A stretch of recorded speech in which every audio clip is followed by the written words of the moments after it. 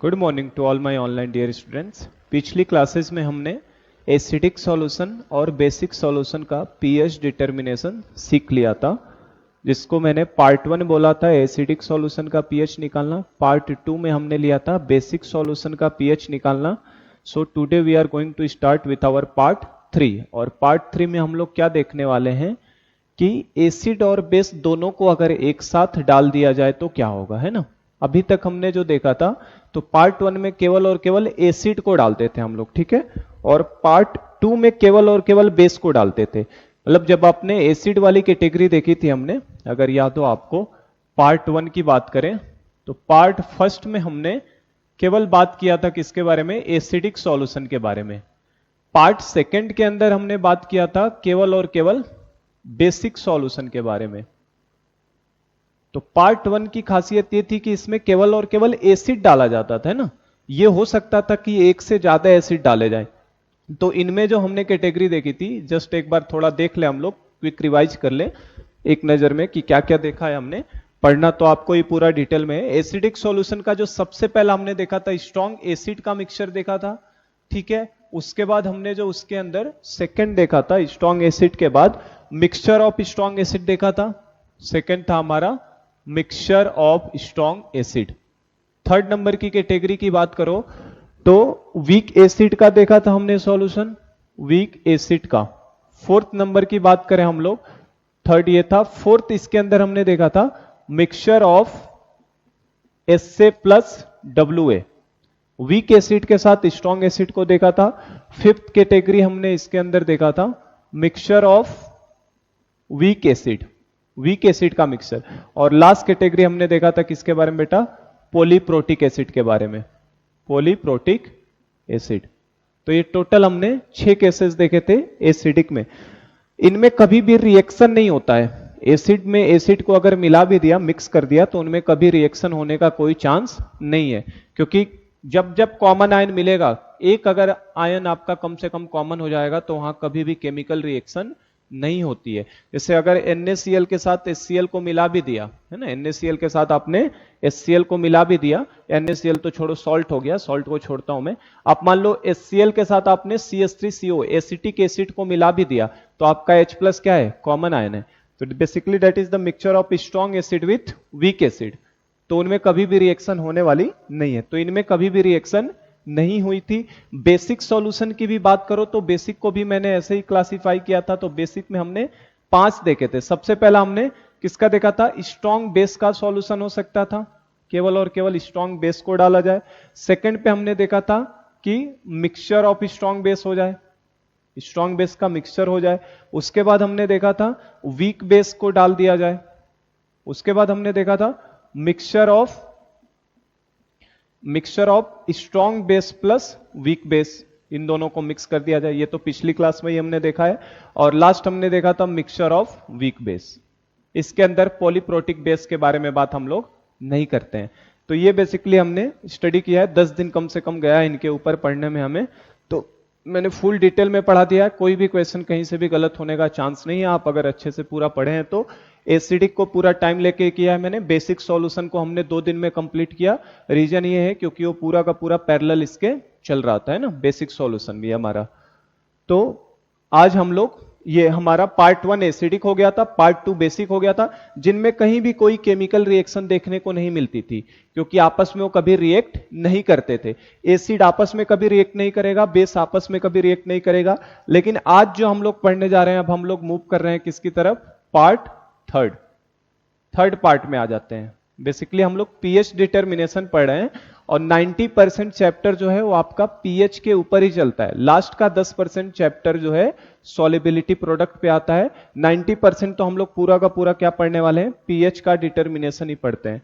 Part number 3 की बात करूं तो पार्ट 3 में आज हम लोग जो पढ़ने जा रहे हैं नई चीज, उसमें हम क्या करेंगे, एसिड और बेस दोनों को एक साथ डाल देंगे।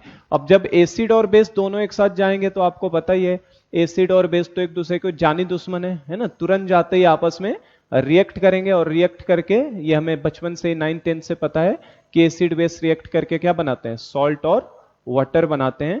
तो आज हम लोग पार्ट 3 से शुरू करने वाले हैं, और पार्ट 3 में हम लोग यही बोलेंगे, acid and base acid and base are mixed together.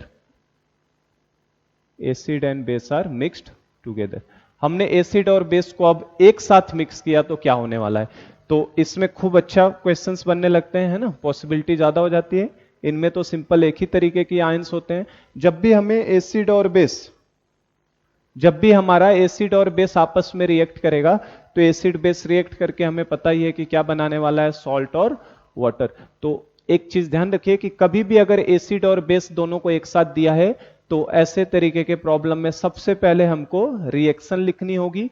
और अगर आप रिएक्शन लिखेंगे तो जाहिर सी बात है, हम लोगों ने पढ़ा है मोल कॉन्सेप्ट के अंदर कि या तो एसिड और बेस जब रिएक्ट कर रहे हैं तो या तो एसिड लिमिटिंग रिएजेंट बन जाएगा या तो बेस लिमिटिंग रिएजेंट बन जाएगा, या हो सकता है एसिड बेस दोनों के दोनों खत्म हो जाए, दोनों लिमिटिंग रिएजेंट बन जाए.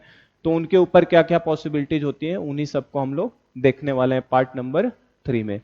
तो कभी भी एसिड बेस का क्वेश्चन आए तो सबसे पहले हमें एसिड बेस का रिएक्शन लिखना जरूरी है. तो मैं पार्ट 3 से स्टार्ट करता हूं आपका आज. तो इनको एक बार अच्छे से पढ़ लो क्योंकि इनकी जरूरत यहां पे भी हमें कहीं कहीं पड़ेगी, है ना. जब एडवांस लेवल के प्रॉब्लम बनते हैं तो थर्ड पार्ट के अंदर भी पहला पार्ट और दूसरे पार्ट को मिक्स करके क्वेश्चन बना लेता है हमारा. तो we are going to move on our part third. और पार्ट थर्ड हमारा है acid and base. Acid and base both are mixed together. Both are mixed together. दोनों को हमने एक साथ मिक्स कर दिया. तो सबसे पहला, जैसा मैंने अभी बताया, एसिड बेस कभी भी आपको दे तो सबसे पहले you have to just write reaction between them. तो एसिड एंड बेस में हम लोग ये लिखेंगे, when acid and base when acid and base are mixed together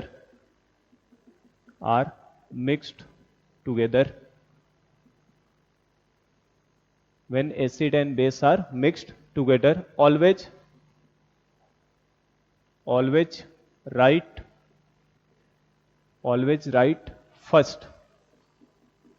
write first reaction between them. सबसे पहले आप उनके बीच का क्या लिखा करो, रिएक्शन लिखा करो. तो ये तो हमें पता है एसिड और बेस जो हैं वो रिएक्ट करके सॉल्ट और वाटर बनाते हैं. नॉर्मली आयनिक इक्विलिब्रियम चैप्टर में कभी भी दो ऐसे कंपोनेंट हो जिनके अंदर कोई भी कॉमन आयन ना हो. क्या कह रहा हूं मैं, कॉमन आयन ना हो. क्योंकि अगर कॉमन आयन हो जाएगा तो वहां पे रिएक्शन नहीं होगा. अगर कॉमन आयन नहीं है, कोई भी दो ऐसे कंपोनेंट हो जिनमें कॉमन आयन नहीं हो, तो आप always think of possibility of reaction. आपको हमेशा रिएक्शन की पॉसिबिलिटी सोचना है. और इवन सोचना क्या है, रिएक्शन होगा ही होगा. रिएक्शन होगा ही होगा. जैसे मतलब मैं एक साइड में समझाऊं, अगर मैं आपसे पूछूं कि मैंने NH4Cl को NaOH के साथ मिला दिया, NH4Cl को NaOH के साथ मिला दिया, तो देखो आपको NaOH तो पता है कि NaOH किस नेचर का है, बेसिक. लेकिन अभी आपको NH4Cl के बारे में पता नहीं है कि NH4Cl एसिडिक सॉल्ट है. ये तो पता है कि ये सॉल्ट है, पर ये एसिडिक सॉल्ट होगा कि बेसिक सॉल्ट होगा कि न्यूट्रल सॉल्ट होगा, उसके बारे में अभी हमें कोई आइडिया नहीं है. तो कभी भी आपको दो अपोजिट कंपोनेंट, इनके अंदर कोई आयन कॉमन नहीं है, तो कभी भी आपको दो ऐसे कंपोनेंट जिनमें कोई भी कॉमन आयन ना हो, तो आपको always think of possibility of reaction. हमेशा ही हमेशा आपको सोचना है और रिएक्शन लिखना है. और लगभग रिएक्शन होती ही होती है. जैसे हमें यही पता है NH4Cl और NaOH को जैसे ही मिलाओगे ना बेटा, तो क्या होता है, आयन एक्सचेंज हो जाते हैं. तो Cl चला जाएगा इसका एनायन इसके केटाइन के पास और इसका केटाइन इसके एनायन के पास. तो क्या बन जाएगा, NH4OH प्लस NaCl. तो मैं कह रहा हूं कभी भी आपको ऐसे दो कंपोनेंट हो, है ना, तो इसको ध्यान ही रखना. उसको मैं लिखवाई देता हूं, वेरी वेरी इंपॉर्टेंट है ना, ये हमेशा याद रखिएगा. कभी भी एसिड और बेस को मिक्स किया है तो आपको रिएक्शन लिखना जरूरी है ताकि आप चेक कर सको, है ना. क्योंकि अभी हम लोग देखेंगे बफर बनते हैं ना, एसिडिक बफर, बेसिक बफर, तो क्या बचेगा क्या नहीं बचेगा उस हिसाब से तो आपको हमेशा देखना ही है. तो इस बात को मैं लिखवा देता हूं. इन जनरल, ध्यान ही रखना इस चैप्टर के अंदर, in general whenever in ionic equilibrium, in general whenever in ionic equilibrium two components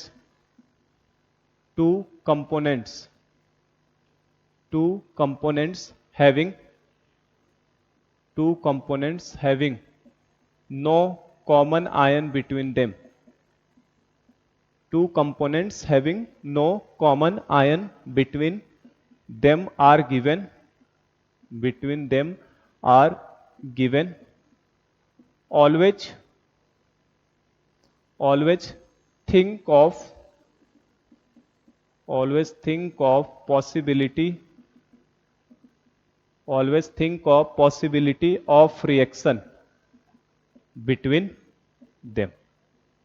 ठीक है, कभी भी आपको इन जनरल ध्यान रखिएगा, कभी भी आपके पास दो ऐसे कंपोनेंट दिए हैं जिनके अंदर कोई भी कॉमन आयन नहीं है, कोई भी कॉमन आयन नहीं है, तो वहां पे रिएक्शन होने का चांस जरूर है और रिएक्शन होगा ही होगा। तो ये ध्यान रखना, इसीलिए मैंने इसको नोट करके इस दिया स्टार कि ये ध्यान नहीं रखेगा।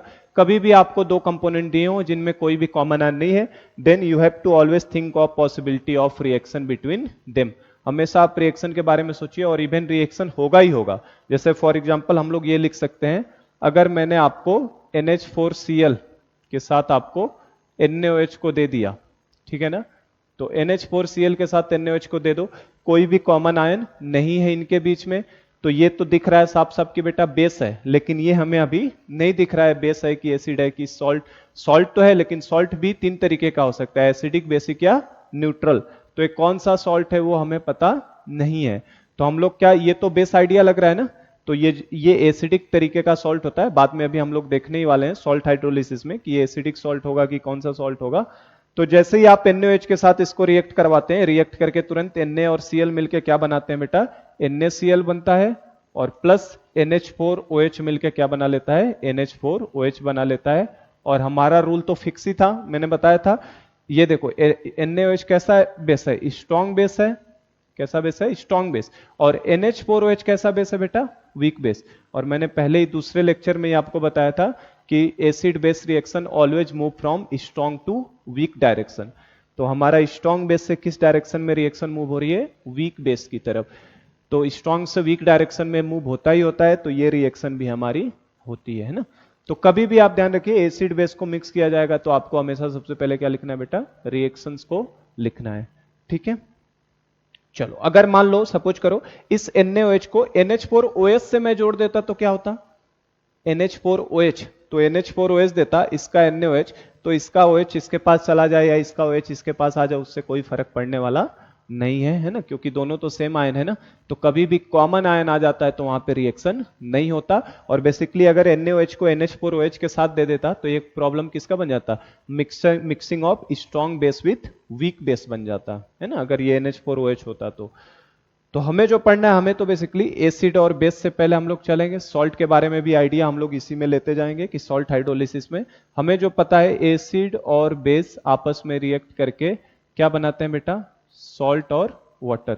तो ये रिवर्सिबल एरो के साथ होता है, तो मैं रिवर्सिबल एरो ही दिखा देता हूं इसमें। एसिड और बेस मिलके हमारे लिए क्या बनाएंगे, सॉल्ट प्लस वाटर बनाएंगे, ठीक है ना। तो हमें ये पढ़ना है एसिड और बेस। अब इसमें भी देखो क्या हो सकता है, दो चीजें हो सकती हैं। क्या हो सकता है, या तो मैंने बताया जो, या तो एसिड लिमिटिंग रिएजेंट बन जाए, या तो बेस लिमिटिंग रिएजेंट बन जाए, या हो सकता है कि दोनों ही लिमिटिंग रिएजेंट बन जाए, हो सकता है ना। तो अपने पास केस क्या पॉसिबिलिटी है, या तो एसिड लिमिटिंग रिएजेंट बने, मतलब क्या हुआ, दो केस, मतलब क्या, पहला केस ये हो कि एसिड और बेस इक्वल प्रपोर्शन में दिए हो। अगर एसिड बेस को इक्वल प्रपोर्शन में दे दिया जाएगा तो एसिड भी खत्म हो जाएगा और बेस भी खत्म हो जाएगा, इक्वल प्रपोर्शन में दे दिया तो। और हो सकता है दोनों इक्वल प्रपोर्शन में ना दिए हो, तो उस केस में या तो एसिड बचेगा या तो बेस बचेगा। तो दो केस यहां भी हो सकते हैं, तो उन्हीं दोनों केस को हमें पढ़ना है। अगर मैंने एसिड बेस को इक्वल प्रपोर्शन में दे दिया तो दोनों खत्म हो जाएंगे और सॉल्यूशन में केवल क्या बचेगा, सॉल्ट बचेगा। और इसी को स्टडी करना हमारा सॉल्ट हाइड्रोलिसिस कहलाता है। तो हम लोग इसके ऊपर एसिड बेस को मिक्स करने के बाद जो होगा उसमें हम लोग केस 1 बना लेते हैं अपना। पहले हम लोग दोनों को इक्वल प्रपोर्शन में लेंगे और बाद में हम देखेंगे कि जब इक्वल प्रपोर्शन में नहीं होंगे तो क्या होगा। ठीक है, तो हम लोग इसका केस 1 लेते हैं। इसमें हम लोग केस फर्स्ट बना लेते हैं अपना। केस फर्स्ट कौन सा बना रहा हूं मैं, when acid and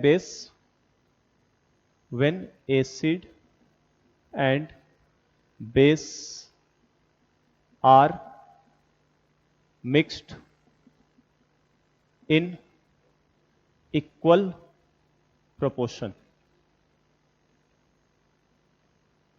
when acid and base are mixed in equal proportion, जब आप एसिड और बेस को इक्वल प्रोपोर्शन में मिलाओगे तो क्या होगा? तो अगर हमने एसिड और बेस को बेटा इक्वल प्रोपोर्शन में मिला दिया तो एसिड भी खत्म हो जाएगा और बेस भी, मतलब दोनों लिमिटिंग रिएजेंट हो जाएंगे और दोनों खत्म होंगे तो सॉल्यूशन में केवल और केवल क्या बचेगा? सॉल्ट बचेगा। तो ये बेसिकली हमारा सॉल्ट हाइड्रोलिसिस का केस हो जाता है। तो when acid and base are mixed in equal proportion, तो basically this is the part of salt hydrolysis.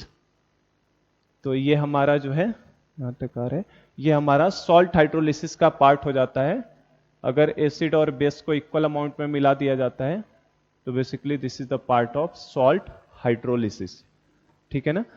तो हम लोग इसमें यही लिखेंगे कि जब आप एसिड और बेस को इक्वल अमाउंट में मिलाओगे तो दोनों लिमिटिंग रिएजेंट हो जाएंगे और दोनों लिमिटिंग रिएजेंट हो जाएंगे, then our final solution contains only salt, केवल सॉल्ट कंटेंट करके रखेगा और इस केस को सॉल्ट हाइड्रोलिसिस बोला जाता है। और केस 2 वो लेंगे जिसके अंदर दोनों इक्वल प्रोपोर्शन में नहीं मिलाए जाएंगे, तो वहां पे बफर टाइप का सॉल्यूशन बनता है। डिफरेंट डिफरेंट केसेज वहां भी होंगे तो उनको हम लोग बाद में देखेंगे। पहले हम लोग सॉल्ट हाइड्रोलिसिस में केस 1 को देखेंगे। तो इसमें बस मैं ये लिखूंगा, when acid and base, when acid and base are mixed together, when acid and base are mixed together in equal proportion, in equal proportion, then या that is, अगर दोनों को इक्वल प्रोपोर्शन में आप मिक्स करो, that is both are limiting reagent, दोनों क्या हो जाएंगे? लिमिटिंग reagent, क्योंकि दोनों खत्म होने वाले हैं। that is both are LR, LR मतलब लिमिटिंग रिएजेंट, ये हमने मोल कॉन्सेप्ट में पढ़ा है। When acid and base are mix together in equal proportion, that is both are limiting reagent, then our final solution, then our final solution contains,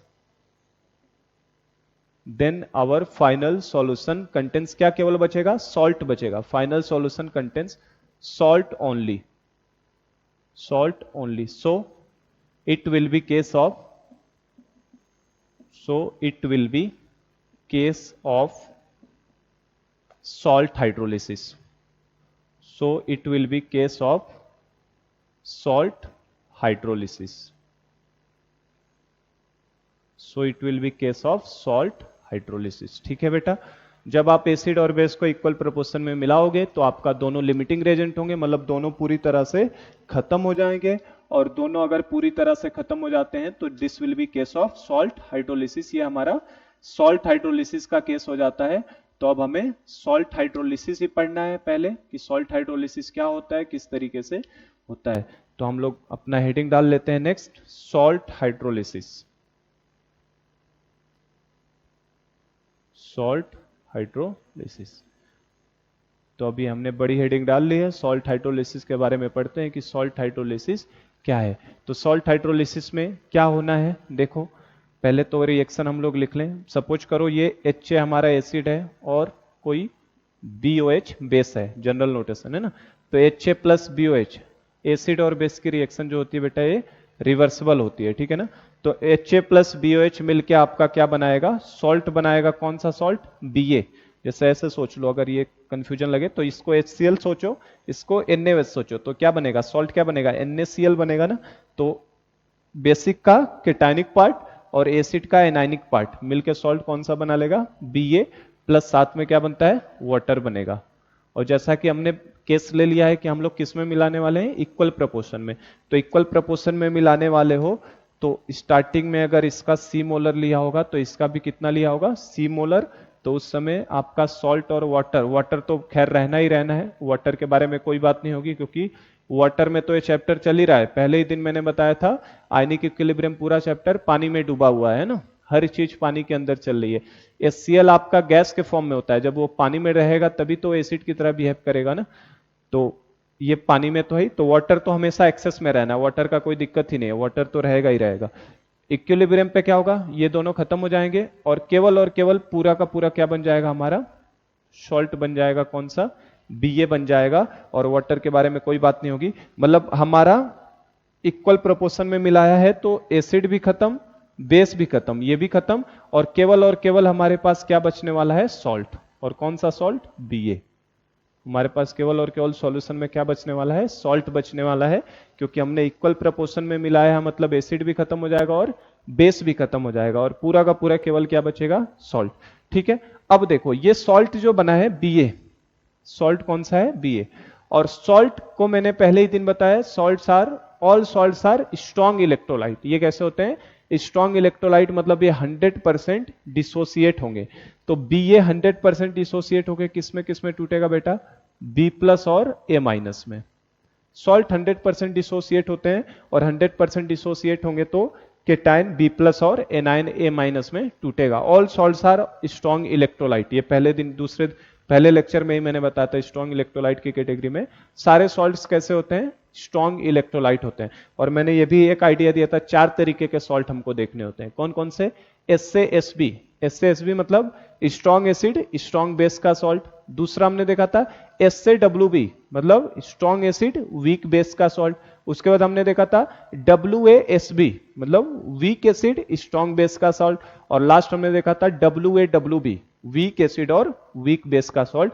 तो यहां भी total 4 cases possible होते हैं, उनको ही मैं दिखा रहा हूं। कोई सॉल्ट है, सॉल्ट हमेशा स्ट्रॉन्ग इलेक्ट्रोलाइट है, 100% डिसोसिएट होगा, तो B प्लस और किस में टूटेगा, A माइनस। अब इट में भी पॉसिबल कि जो इसका केटायनिक पार्ट है B प्लस, ये वाटर से रिएक्ट कर जाए, और ये भी पॉसिबिलिटी है कि इसका A माइनस वाटर से रिएक्ट कर जाए।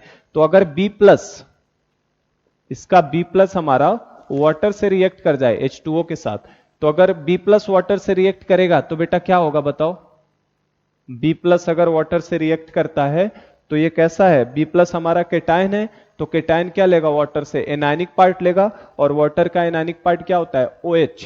क्या होता है, OH। तो जैसे ही रिएक्ट करेगा तो ये क्या बनाएगा, BOH बनाएगा, और कौन सा आयन बचा रह जाएगा वाटर का, H प्लस आयन बचा रह जाएगा। तो अब आप यहां से देख सकते हो ये जो H प्लस आयन आया, H प्लस आयन आने का मतलब ही क्या हो गया, सॉल्यूशन किस तरीके का होने लगेगा हमारा, एसिडिक सॉल्यूशन होने लगेगा। कैसा होगा, एसिडिक। तो देखो पिछले पार्ट और इसमें फर्क क्या है, पहले 2 पार्ट में जो आपका सॉल्यूशन का नेचर डिसाइड होता था, एसिडिक होगा कि बेसिक होगा, वो डिपेंड करता था हमने एसिड डाला है कि बेस डाला है। इस पार्ट में हम एसिड बेस दोनों को डाल रहे हैं, इस पार्ट में हमने एसिड और बेस दोनों को डाला है, तो सॉल्यूशन एसिडिक होगा कि बेसिक होगा ये डिसाइड करने का काम कौन करेगा, सॉल्ट करेगा। अब कौन डिसाइडिंग फैक्टर होगा, सॉल्ट। इसका नाम ही क्या है, सॉल्ट हाइड्रोलिसिस, है ना। सॉल्ट का हाइड्रोलिसिस के बाद, हाइड्रोलिसिस होने का मतलब होता है जिसके अंदर वाटर रिएक्टेंट की तरह भी काम करे और सॉल्वेंट की तरह भी काम करे। तो वाटर सॉल्वेंट तो है ही यहां पे, और आप देख सकते हैं अगर इसके टाइम से रिएक्ट कर रहा है तो रिएक्टेंट की तरह भी काम कर रहा है। तो हाइड्रोलिसिस का मतलब ये वाटर सॉल्वेंट की तरह भी ट्रीट हो रहा है और रिएक्टेंट की तरह भी।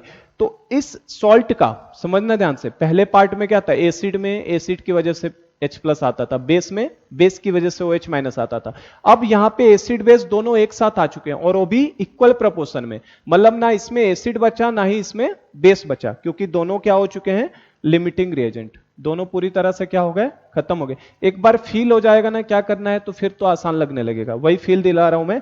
तो अब हमारे पास सॉल्यूशन में क्या बचा है, सॉल्ट। अब सॉल्ट के अंदर भी केटायन होता है और सॉल्ट के अंदर एनायन होता है।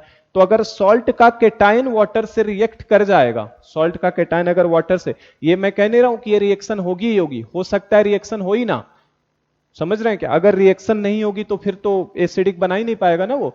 तो अगर केटायन उसका रिएक्ट कर जाता है तो सॉल्यूशन में H प्लस आ गया, मतलब सॉल्यूशन कैसा बनेगा, एसिडिक। तो अब जो सॉल्यूशन में एसिडिक नेचर आ रहा है वो किसकी वजह से आ रहा है, इस सॉल्ट की वजह से, और वो सॉल्ट हाइड्रोलिसिस कहला रहा है ना। तो ये एसिडिक, और इसको हम लोग चाहें तो क्या इसको केटायनिक हाइड्रोलिसिस बोल सकते हैं, क्योंकि केटायन का H2O के साथ रिएक्शन है, तो दिस विल बी केटायनिक हाइड्रोलिसिस।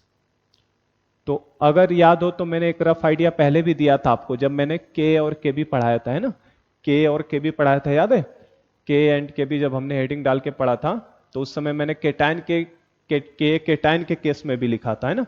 और K जो केटायन का K होता है, केटायन का जो K होता है वही उसका KH भी कहलाता है, याद हो तो, हाइड्रोलिसिस कांस्टेंट, है ना। तो ये बात मैंने पहले भी बताई है थोड़ी सी, के जो होता है ये हमारा एसिड के लिए भी डिफाइंड होता है और केटाइन के लिए भी। ये एसिड के लिए भी आता है और केटाइन के लिए भी। और केटाइन के केस में स्पेशल बात ये होती है, जो केटाइन का के लिखते हैं उसी को हम लोग केटाइन का के एच भी लिखते थे। ठीक है ना, तो पहले भी बताया वही चीज दिख रहा है। बी प्लस को एसिडिक सॉल्यूशन बन रहा है, मतलब ये केटानिक हाइड्रोलिसिस है। और इसी तरीके से अगर सपोज करो एनायन रिएक्ट कर जाता ए माइनस, इसका एनायन अगर रिएक्ट कर जाता तो एनायन रिएक्ट करने के बाद क्या बनाता, एनायन जाएगा तो एनायन कौन सा पार्ट लेगा, केटाइनिक पार्ट। केटाइनिक पार्ट क्या है इसका, H प्लस है, तो ये लेके क्या बना लेगा, HA बना लेगा। और प्लस किस कौन सा पार्ट छोड़ देगा, एनायनिक पार्ट छोड़ देगा। इसका मतलब क्या छोड़ेगा, OH माइनस।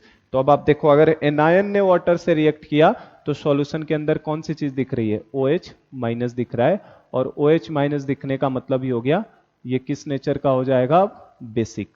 कैसा हो जाएगा, बेसिक। और बेसिक हो गया तो इसे हम लोग क्या बोलेंगे, किसका हाइड्रोलिसिस हो रहा है, एनायन का हाइड्रोलिसिस हो रहा है, तो this will be our anionic hydrolysis. तो ये हमारे लिए एनायनिक हाइड्रोलिसिस है ना। तो देखो मैंने तो पूरा फील दिलाने की कोशिश कर दी है आपको कि क्यों अब हमारा एसिड या बेस बनेगा सॉल्यूशन, क्योंकि अब इक्वल प्रोपोर्शन में मिक्स किया तो ना एसिड बचा ना बेस बचा। बचा क्या, सॉल्ट। फिर से बता रहा हूं ना, एसिड बेस रिएक्ट कराया, क्या बचा, सॉल्ट बचा। अब सॉल्ट के पास केटाइन भी होता है और एनाइन भी होता है, ये 100% डिसोसिएट होते हैं। All salts are strong electrolyte. तो केटाइन भी बचा, एनाइन भी बचा। अब अगर केटाइन वाटर से रिएक्ट कर जाएगा तो सॉल्यूशन कैसा हो जाएगा, एसिडिक। अगर एनायन वाटर से रिएक्ट कर जाएगा तो सॉल्यूशन कैसा हो जाएगा, बेसिक। ये भी पॉसिबिलिटी है कि केटाइन वाटर से रिएक्ट ही ना करे, एनायन वाटर से रिएक्ट ही ना करे, तो क्या होगा सर। तो अगर केटाइन वाटर से रिएक्ट नहीं किया बेटा, एनायन भी वाटर से रिएक्ट नहीं किया, इसका मतलब वो सॉल्यूशन तो न्यूट्रल रह गया ना। वो सॉल्यूशन कैसा रह जाएगा, न्यूट्रल। तो केटायन और एनायन के रिएक्शन के ऊपर है ना कि कौन सी पॉसिबिलिटी होती है। चार तरीके के सॉल्ट जो हमने पढ़े ना, वही चार पॉसिबिलिटी यहां भी हो सकती है। क्या पॉसिबिलिटी हो सकती है कि केवल केटायन H2O से रिएक्ट करे, किसी सॉल्ट का केवल केटायन H2O से रिएक्ट करे। यह भी पॉसिबिलिटी है कि केवल एनायन H2O से रिएक्ट करे। एक पॉसिबिलिटी यह भी है कि दोनों वाटर से रिएक्ट कर जाए। एक पॉसिबिलिटी यह भी है कि दोनों वाटर से रिएक्ट ना करें। तो अगर दोनों वाटर से रिएक्ट नहीं करेंगे तो उस केस में हमारा सॉल्यूशन कैसा हो जाएगा बेटा, न्यूट्रल हो जाएगा। क्योंकि पीएच तो चेंज ही नहीं होगा ना एसिडिक बन रहा है ना बेसिक बन रहा है। दोनों रिएक्ट ही नहीं किए कर पाए अगर वाटर से, तो सॉल्ट बना है और वाटर है, तो हमारा पीएच डिसाइड करने का काम वाटर करेगा। और वाटर तो हमेशा हर टेम्परेचर पे कैसा होता है, न्यूट्रल। तो ध्यान से समझना इस चीज को। अगर केटायन रिएक्ट कर गया तो एसिडिक सॉल्यूशन बनेगा, एनायन रिएक्ट कर जाएगा तो बेसिक सॉल्यूशन बनेगा। अगर दोनों रिएक्ट कर गए और दोनों का प्रोडक्शन भी सेम हुआ, मतलब वो इतना ही H प्लस आ रहा है उतना ही OH माइनस आ रहा है, तो भी सॉल्यूशन न्यूट्रल रहेगा। और हो सकता है दोनों रिएक्ट ही ना करें, तब भी सॉल्यूशन कैसा रहेगा, न्यूट्रल रहेगा। इसी को सॉल्ट हाइड्रोलिसिस बोलते हैं। सॉल्ट हाइड्रोलिसिस की डेफिनेशन ही क्या है, phenomena of interaction of cation और एनायन और बोथ और नन। चाहे केटायन हो, चाहे एनायन हो, चाहे दोनों या नन, दोनों में से कोई नहीं, with of the salt with water to produce acidic, basic और neutral solution is known as salt hydrolysis. ठीक है, तो अब हम लोग सॉल्ट हाइड्रोलिसिस को डिफाइन कर लेते हैं यहां पे।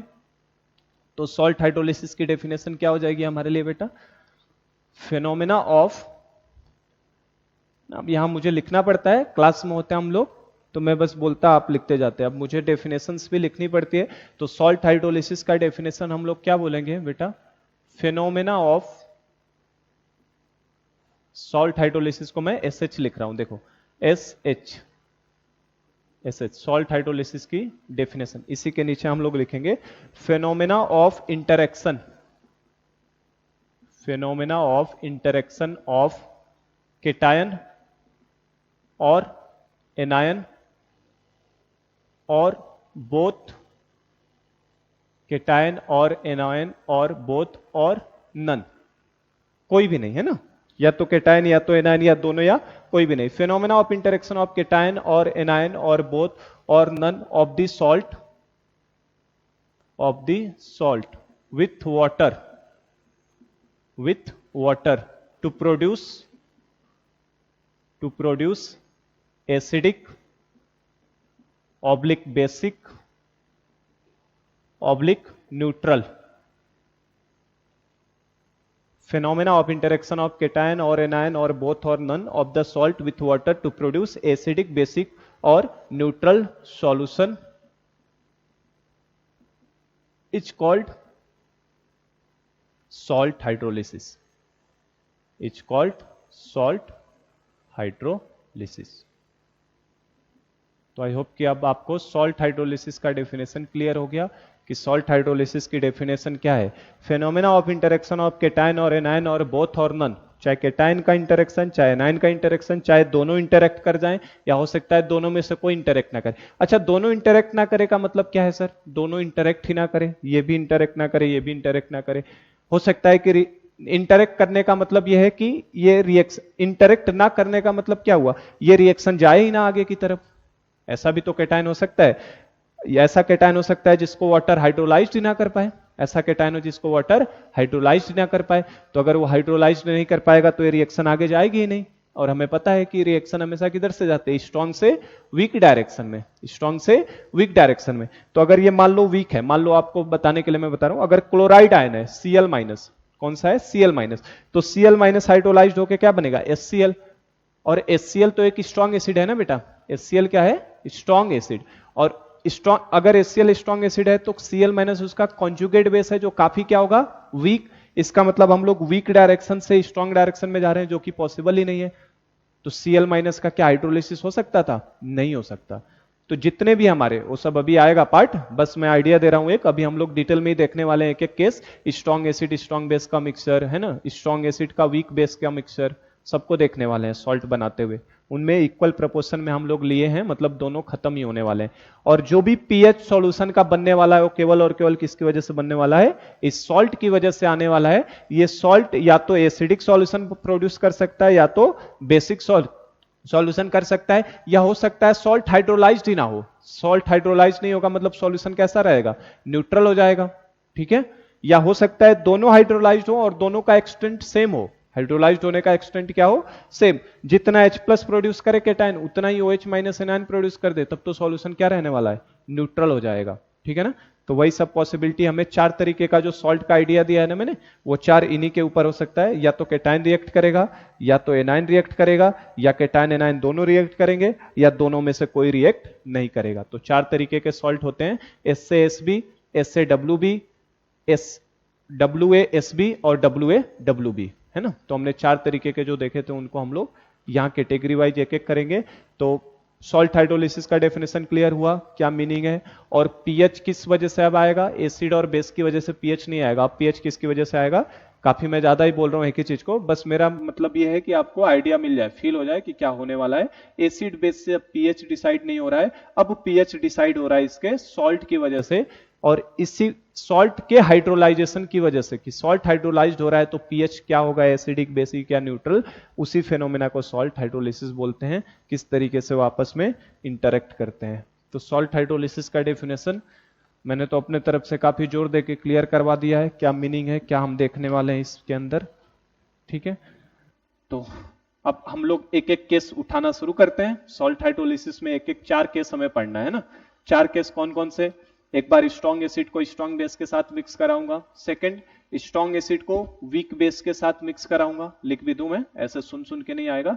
स्ट्रॉन्ग एसिड को स्ट्रॉन्ग बेस के साथ मिक्स कराऊंगा सबसे पहले। सेकंड नंबर पे मैं स्ट्रॉन्ग एसिड को वीक बेस के साथ मिक्स करा दूं। थर्ड नंबर पे मैं वीक एसिड को स्ट्रॉन्ग बेस के साथ मिक्स करा दूं। और फोर्थ नंबर पे मैं वीक एसिड को वीक बेस के साथ मिक्स करा दूं। यही 4 पॉसिबिलिटी अपने पास हो सकती हैं। तो इन चारों को हम लोग देखेंगे, है ना।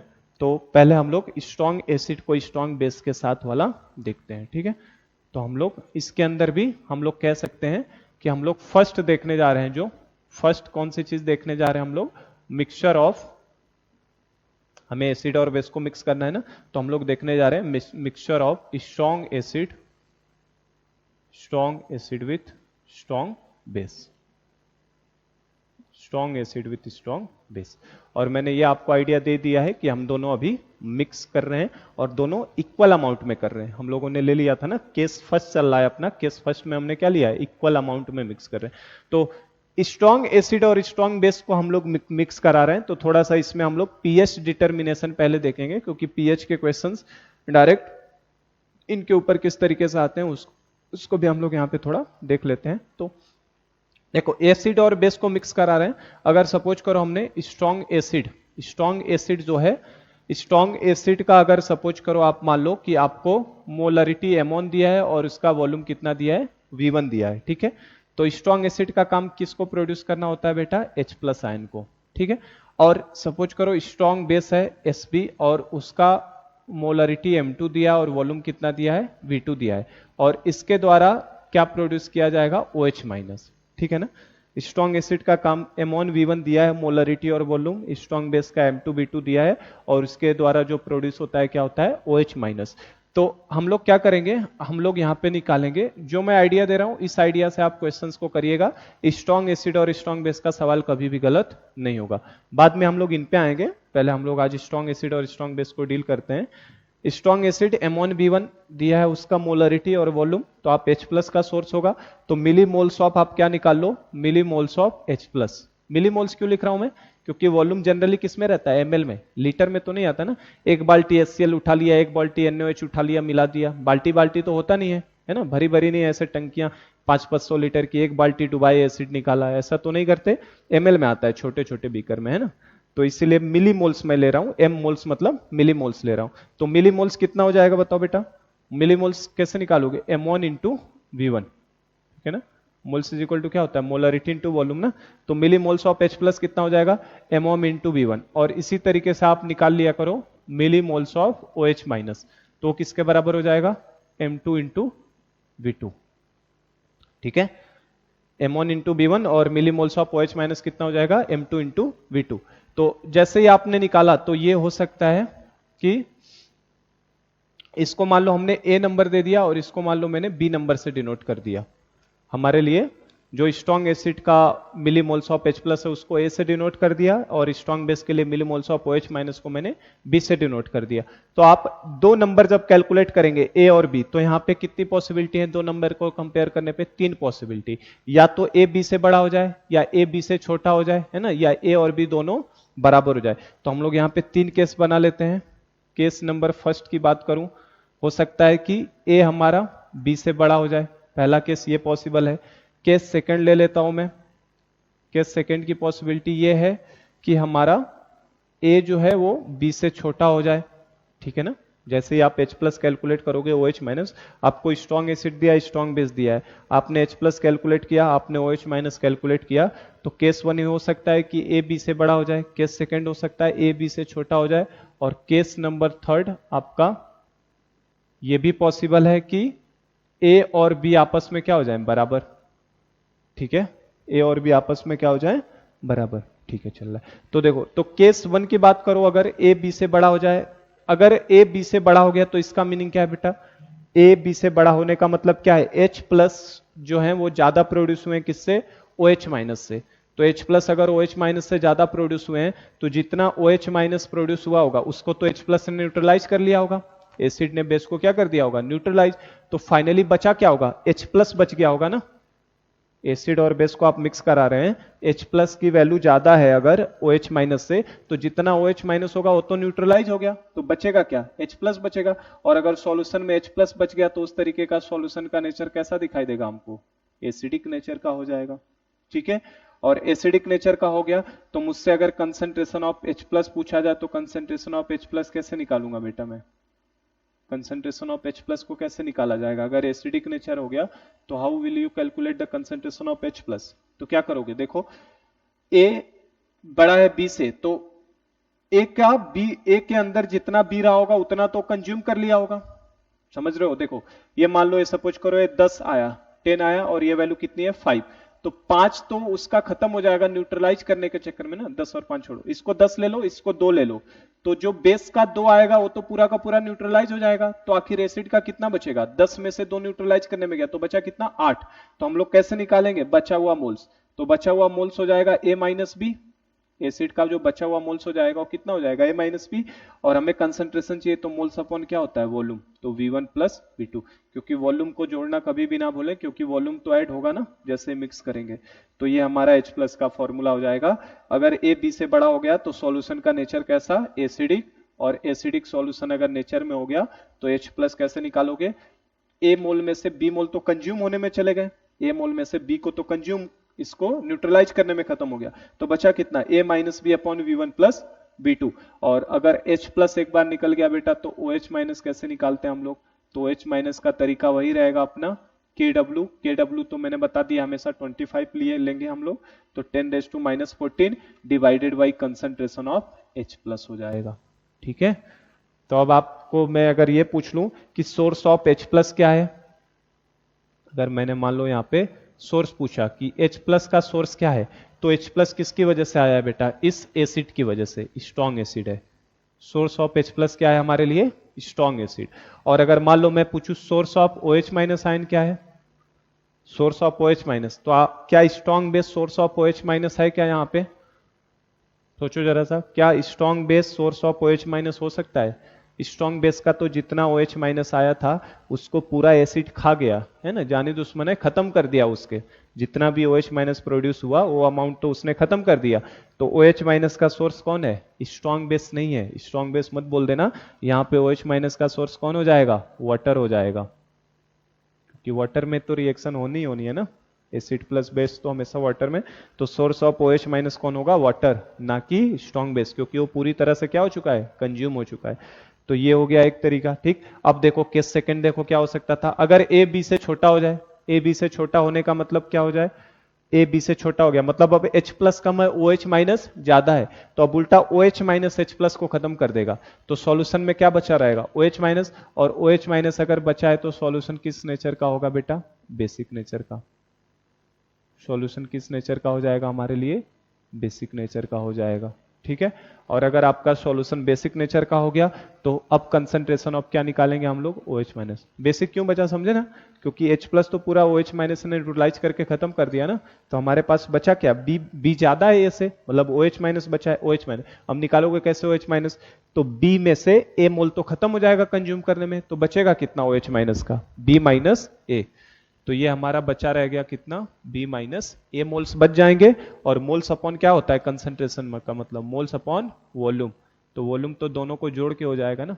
तो भी ये अप्रोच आप लगाओ, कभी भी आपका स्ट्रॉन्ग एसिड स्ट्रॉन्ग बेस का कोई सवाल गलत होने वाला नहीं है। ठीक है, तो ये हो जाएगा B minus A upon V1 plus V2। और अगर आपसे H प्लस पूछ ले तो H प्लस कैसे निकालोगे बेटा? तो H प्लस के लिए वही तरीका, KW अपॉन H प्लस, और KW मैंने बताई दिया है नॉर्मली 10⁻⁻14 ही लेना है, तो KW upon concentration of OH minus.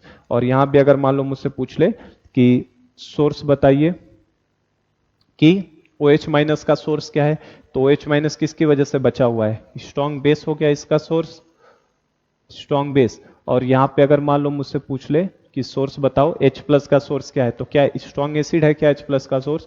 Strong acid का H प्लस तो न्यूट्रलाइज हो गया, तो सोर्स कौन हो गया इसका भी? वाटर, वाटर की वजह से H प्लस बचेगा। और अगर A और B दोनों बराबर हो गए तो क्या होगा बेटा? A और B दोनों बराबर हो जाए तो क्या होगा? तो A और B जब दोनों बराबर हो जाएंगे तो ऐसा सॉल्यूशन में सॉल्ट बचेगा केवल, है ना, केवल क्या बचेगा? सॉल्ट, क्योंकि ना एसिड बचा ना बेस बचा, तो बचेगा केवल सॉल्ट। और सॉल्ट में भी एसिडिक, बेसिक और न्यूट्रल, तीनों तरीके का सॉल्ट हो सकता है, या तो एसिडिक होगा या तो बेसिक या तो न्यूट्रल, क्योंकि सॉल्ट अभी मैंने दिखाया पिछले केस में, केटायन इंटरेक्ट कर सकता है, एनायन कर सकता है, दोनों कर सकते हैं, दोनों में से कोई नहीं कर सकता, तो या तो एसिडिक हो जाएगा नेचर, या तो बेसिक हो जाएगा, या तो न्यूट्रल। लेकिन स्ट्रॉन्ग एसिड और स्ट्रॉन्ग बेस का जो होता है न्यूट्रलाइजेशन में, हमेशा न्यूट्रल ही सॉल्यूशन रहता है हमारा, एसिडिक बेसिक नहीं होता।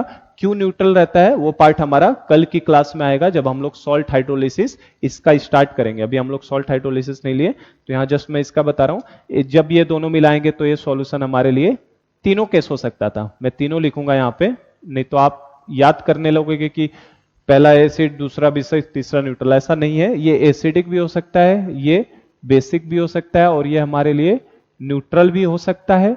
चूंकि ये स्ट्रॉन्ग एसिड और स्ट्रॉन्ग बेस का सॉल्ट है तो ये हमेशा न्यूट्रल ही रहता है, इसमें एसिडिक ना एसिडिक बनता है ना बेसिक बनता है, तो ये हमारा सॉल्यूशन न्यूट्रल हो जाएगा। अब इसमें H प्लस और OH माइनस कैसे निकालेंगे, है ना, A और B बराबर हो जाए, तो वही H प्लस और OH माइनस निकालना ही तो हमारा क्या है? Salt hydrolysis. H प्लस और OH माइनस अगर निकालना एक बार हम जान गए तो वही तो हमारा पार्ट क्या है, सॉल्ट हाइड्रोलिसिस का, जिसे हमें पढ़ना है। समझे क्या? तो हमारा काम वही निकालना है कि जब दोनों का अमाउंट बराबर हो जाए तो कैसे करेंगे। अनइक्वल अमाउंट है तब तो आप एसिडिक है बेसिक है आइडिया लगा के निकाल लोगे, लेकिन जब इक्वल अमाउंट हो जाएगा तो सॉल्यूशन का नेचर अभी मैंने बता दिया न्यूट्रल होगा। ये हम लोग प्रूव भी करेंगे कि स्ट्रॉन्ग एसिड स्ट्रॉन्ग बेस का सॉल्ट न्यूट्रल होता है। तो इसको हम लोग प्रूव करेंगे जब अभी हम लोग सॉल्ट हाइड्रोलिसिस इसका करेंगे, है ना। अभी हम लोग सॉल्ट हाइड्रोलिसिस का ही पार्ट में है, हमें सॉल्ट हाइड्रोलिसिस ही करना है। मैं इनके ऊपर ये अगर इस केस में होता है तो एक दो न्यूमेरिकल कैसे आ सकते हैं उनको मैं आपको करवा देता हूं, ठीक है। तो इनके ऊपर हम लोग प्रॉब्लम्स को ले लेते हैं। तो ये ध्यान रखिएगा, ए और बी बराबर होने का मतलब हो गया कि एसिडिक बेसिक या न्यूट्रल। चूंकि ये case strong acid strong base का है तो ये न्यूट्रल होता है। ये जानकारी अभी दे रहा हूं, इसको हम लोग सॉल्ट हाइड्रोलिसिस से प्रूफ भी करेंगे जब इसका हम लोग अभी सॉल्ट हाइड्रोलिसिस करेंगे। तो पहले इस केस के ऊपर और इस केस के ऊपर क्वेश्चंस कैसे आते हैं जब अनइक्वल अमाउंट में हो, तो हम लोग न्यूमेरिकल थोड़ा देख लेते हैं एक दो, ठीक है। और एक और जानकारी मैं दे दूं, एक और चीज पहले बता लूं फिर मैं न्यूमेरिकल पे आता हूं इनके ऊपर। एक और छोटी सी चीज है ना, कभी कभी पूछ ले तो हमें पता होना चाहिए। तो एक छोटी सी चीज है उसको भी बता देता हूं मैं। देखो, जो एसिड बेस का रिएक्शन है ना, इसको भी थोड़ा ध्यान रखिएगा, कभी कभी पूछा है हमसे। एसिड बेस का जो रिएक्शन है HA प्लस BOH, ये क्या है, एसिड है और ये क्या है, बेस है। एसिड और बेस कभी भी आपस में रिएक्ट करेंगे तो हमारे लिए क्या बनेगा बेटा, सॉल्ट बनेगा Ba प्लस H2O, इसका केटाइन इसका एनाइन, तो Ba प्लस H2O ये बन गया। ये जो रिएक्शन होती है किस नेचर की होती है बेटा, acid base reaction are always in reversible nature. Reversible nature का कैसा होता है, रिवर्सिबल नेचर का होगा। रिवर्सिबल मतलब ये फॉरवर्ड में भी जा सकता है बैकवर्ड में भी।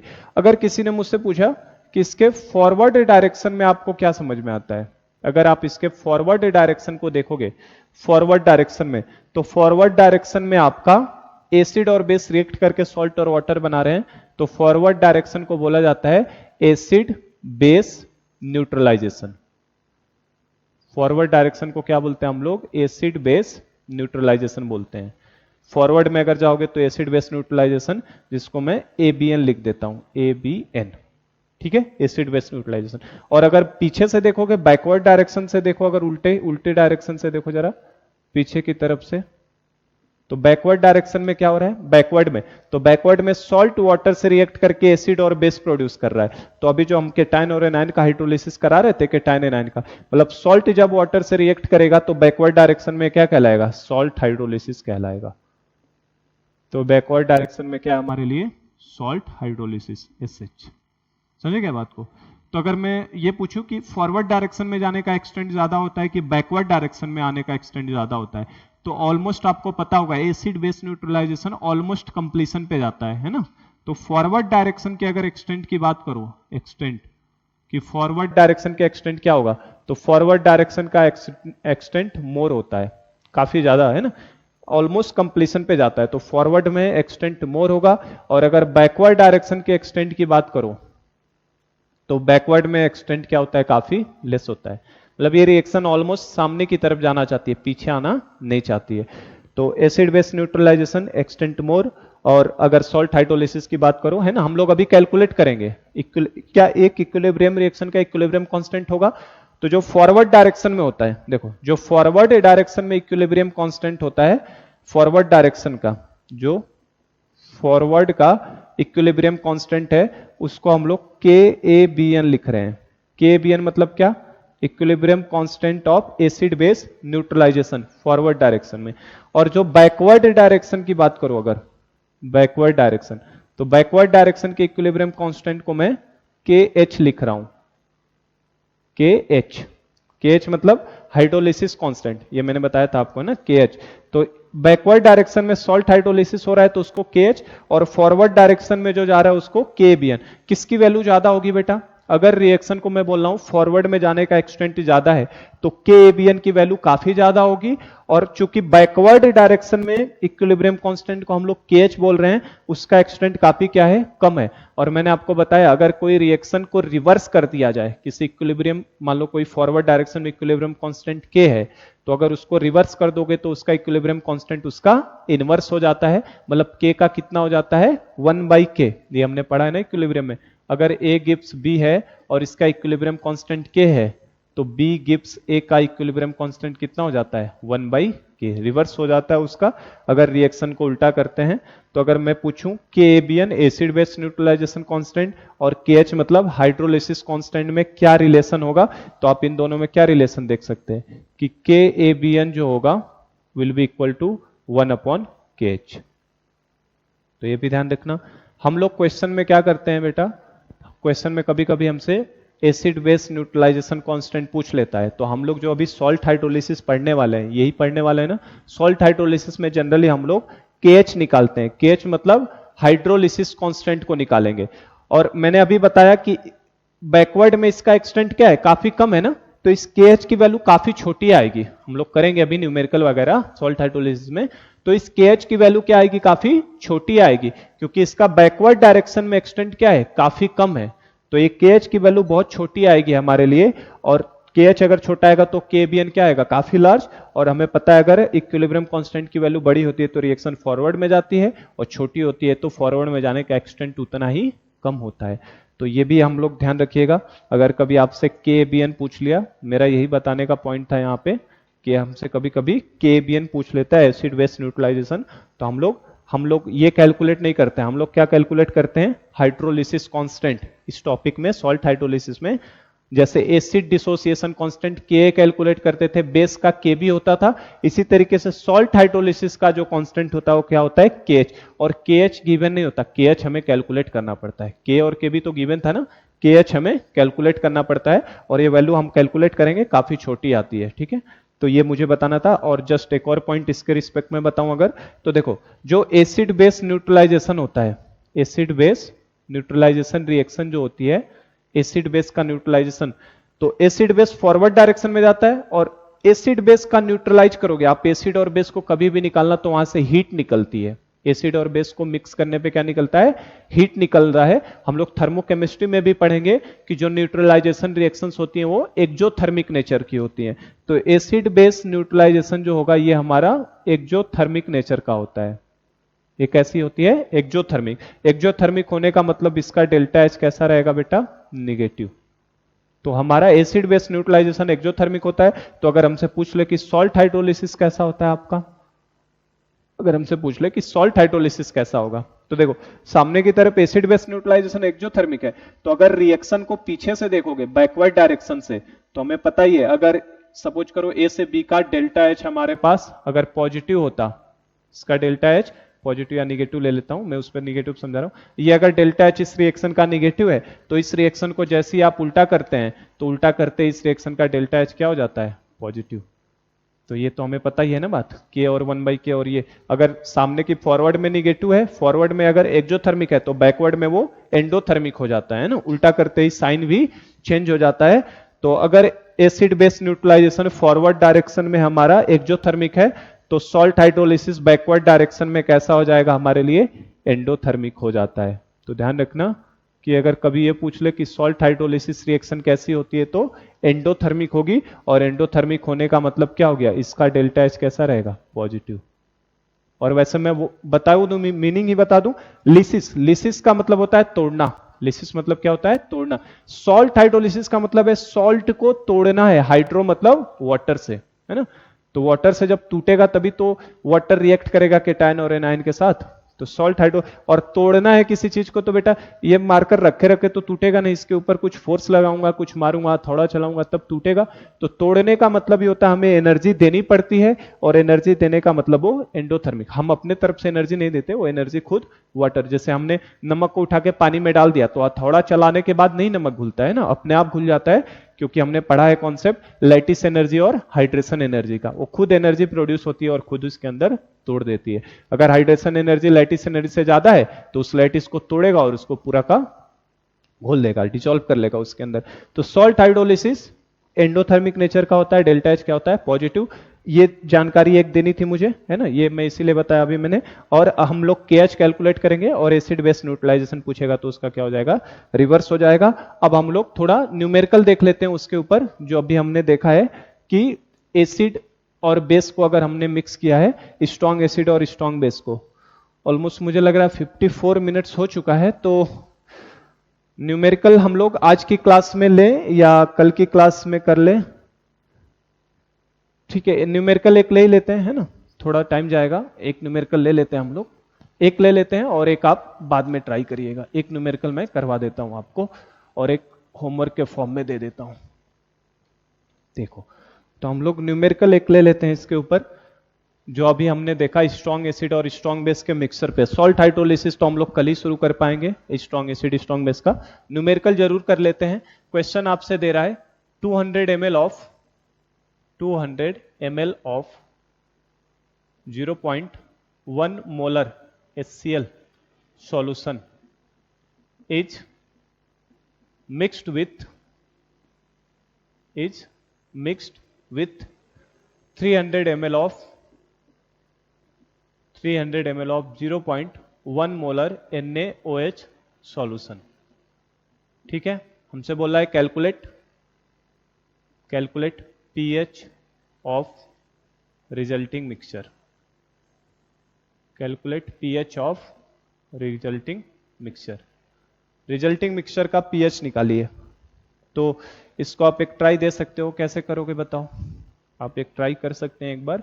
अब इसमें देखो, इस प्रॉब्लम में मैंने आपको एसिड बेस दोनों को मिला दिया है ना, और जब एसिड बेस दोनों को आप मिला दोगे तो एसिड बेस मिलाने का मतलब ही हो गया ये, देखो ये HCl एसिड है और NaOH क्या है, बेस है, और पता तो है ही हमें ये स्ट्रॉन्ग एसिड है और ये स्ट्रॉन्ग बेस है। तो basically this is the problem of mixture of strong acid with strong base.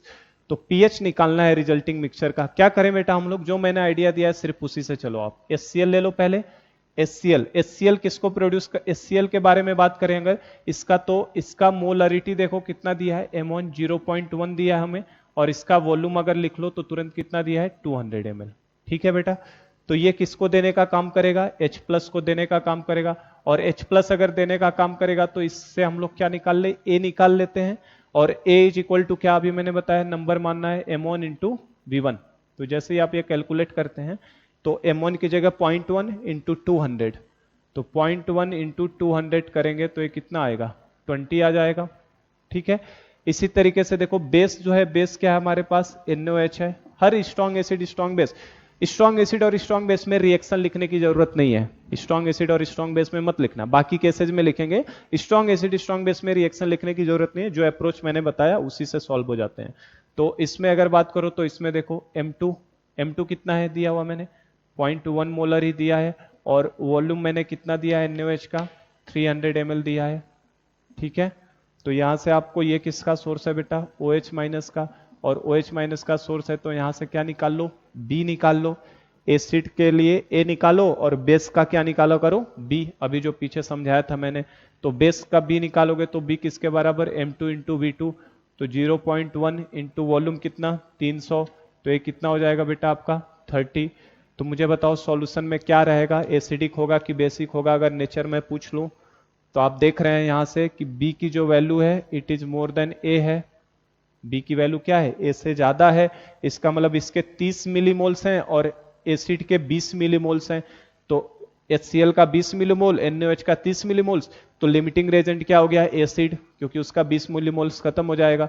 तो 30 के साथ 20 का दिया है ना, तो 20 तो उसके खत्म हो गए, तो इसका बचेगा कितना, 10। तो पहले तो अगर मान लो सॉल्यूशन का नेचर अगर हमसे पूछा होता तो आंसर क्या होता, बेसिक हो जाता।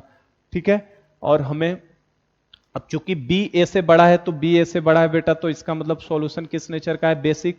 और बेसिक में क्या निकालेंगे, OH माइनस, और OH माइनस का फॉर्मूला अभी मैंने बताया कैसे निकालोगे, B minus A upon V1 plus V2। तो B हमें पता ही है, A हमें पता ही है, दोनों वॉल्यूम हमें पता ही है, तो यहां से निकल जाएगा OH माइनस। तो बस कैलकुलेट कर लो, तो कितना आएगा देखो, 30 माइनस 20, क्योंकि 30 का 20 तो चला गया ना,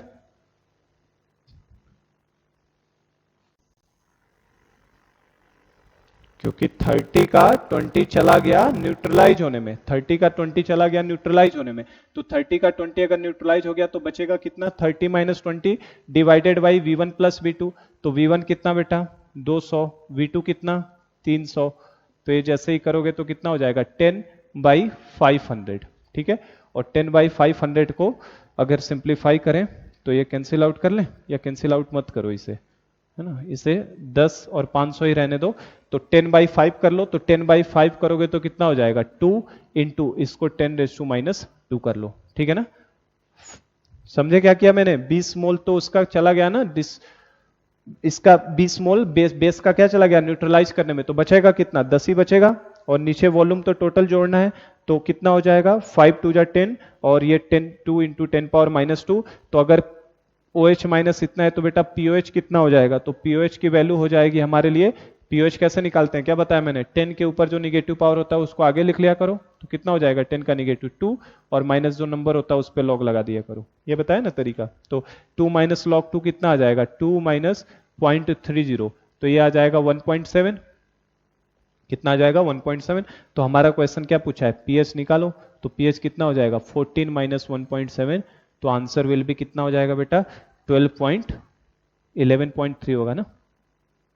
देखो जोड़ घटाने में थोड़ा थोड़ा गलती ना हो जाए, 11.3 हो जाएगा, नहीं 12.3 हो जाएगा। तो ये हमारे लिए पीएच कितना आ जाएगा इस सॉल्यूशन का 12.3। और पीएच 7 से ज्यादा आने का मतलब ही हो गया सॉल्यूशन किस नेचर का है, बेसिक, वो मैंने पहले ही बता दिया क्योंकि बेस ज्यादा अमाउंट में। ये जेई का ही क्वेश्चन था, है ना, ये ऑलरेडी जेई में पूछा जा चुका है। तो इस तरीके के क्वेश्चन नीट लेवल सीटी लेवल में आ सकते हैं क्योंकि ये क्वेश्चन इतना टफ लेवल का नहीं है। कल हम लोग इसके ऊपर, टाइम हो गया है, कल एक और अच्छा क्वेश्चन हम लोग करेंगे इसी के ऊपर, एडवांस लेवल का, है ना, कि मिक्सिंग करवा रहा है तो एक एडवांस लेवल का प्रॉब्लम हम लोग सॉल्व करेंगे किस तरीके से होता है। And then we will proceed to our salt hydrolysis part, कि स्ट्रॉन्ग एसिड और स्ट्रॉन्ग बेस का सॉल्ट हाइड्रोलिसिस कैसे होता है। और फिर हम लोग मिरर इमेज चलेगा, है ना, स्ट्रॉन्ग एसिड स्ट्रॉन्ग बेस तो एकदम सिंपल है, तो खत्म हो जाता है 10 मिनट में। जो आपका ये दोनों पार्ट थे, है ना, वीक एसिड और स्ट्रॉन्ग बेस और स्ट्रॉन्ग एसिड और वीक बेस, ये दोनों एक दूसरे के मिरर इमेज है। तो हम लोग कल की क्लास में स्टार्ट करेंगे, ठीक है। तो यहां से हम लोग कल आगे बढ़ते हैं। Thank you.